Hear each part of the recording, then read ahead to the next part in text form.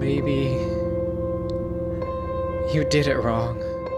Maybe you loved too much or too many people. You were too invested. Apathy is underrated. It's one of those words like promiscuous that everyone likes to throw around, but no one really questions how it became what it is. Maybe if there wasn't this compulsion to fit everything into perfect little boxes tied up with pretty little labels and ribbons as bonds. Maybe that's why rebellion feels so good. It wouldn't exist if there wasn't anything to rebel against. But there is. And so we do. And it does feel good, up until the minute you're sitting all alone on the train at 2 in the morning. It doesn't count as the next day until you go to sleep. That's the rule. And you are wondering, where did your dignity go, and why you had to lose it?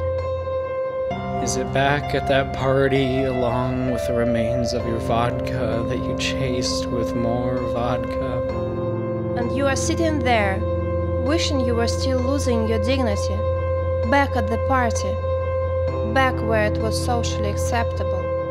But isn't that what you're trying to get away from? That's why you go to these things, to make yourself feel better by swapping one form of mindlessness for another. It makes you think you're sticking it to the man when you're really just sucking him off. There are always rules. It's just a matter of collectively making or breaking them. But yet you go, leaving your inhibitions at the door with it first shut. You're just a tease, showing up there but you won't commit. You stretch too thin so that no one can come close. Your force field seduces them. They're pulled in deeper, but you can't handle it, and so you back out.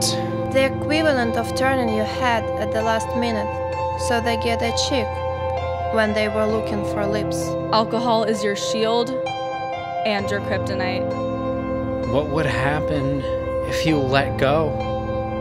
If you didn't care, would you still spend your train ride home with your head leaning against the wall, trying not to pass out, but you've got such a long ride ahead of you, it doesn't matter?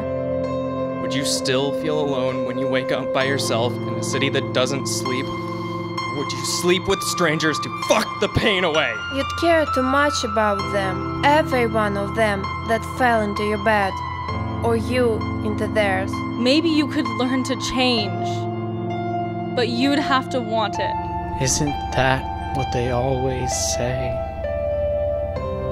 That it comes from within?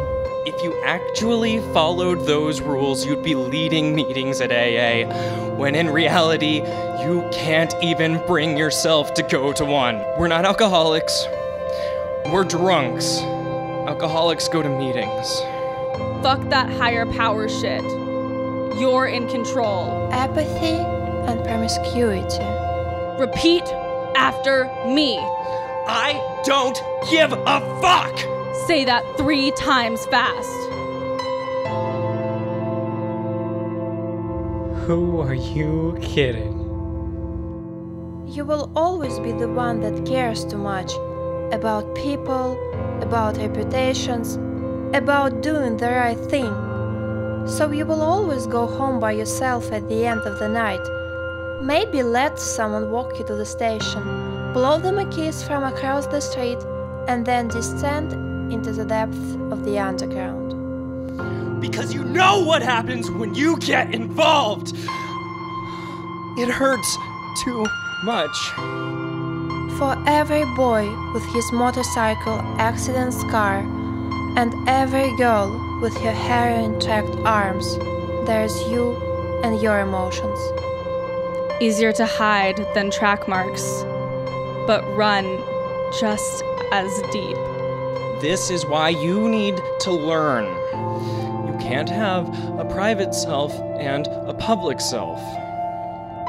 What happens when something with more than 13% ABV makes the lines blur? That's where life happens. And you're just too scared to deal with it. So you smile, and you flirt, and you trick, and you tease, and where does that get you? Nights of mistakes you're too afraid to make have already happened, and you don't even know it. So let go.